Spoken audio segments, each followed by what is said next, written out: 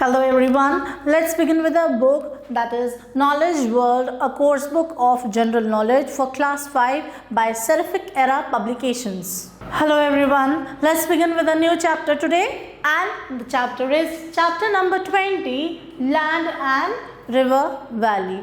Now in this chapter they have given you two tables. In one you have to write the name, second you have to write the location by reading these hints that have been given below. And the question says the same, write the name and the location of the following with the help of the helpless. So there's a beautiful picture given over here where we can see mountains, we can see the rivers over there. So let's begin with the exercise now. Well, let's now read the first hint given over here. The legendary valley of milk and honey with Dalhousie just 5 kilometers away, and the name of this legendary valley is Chamba, and it is located in Himachal Pradesh.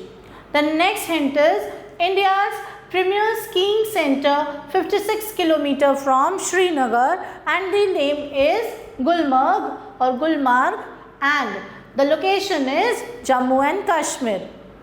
Next we have Hindu Pilgrimage Center 11 kilometers from Ajmer, and the name is Pushkar. And where is it located? It is located in Rajasthan. Then the other one is named after a famous hunter, and it is India's first wildlife park, and the name of that park is Jim Corbett Park. Jim Corbett, and it is situated in Uttarakhand. Next is City of Palaces and Gardens, famous for its silk and sandalwood. So the answer is Mysore, and it is located in Karnataka. So let's now move to your answer, please. Have you ever been to a national park? If yes, then write yes. If no, then please write no as your answer. Next is, how was your experience? If you have visited a national park, you can write the experience here. Then we have the quick fact. It says that Dalhousie town was founded by Lord Dalhousie.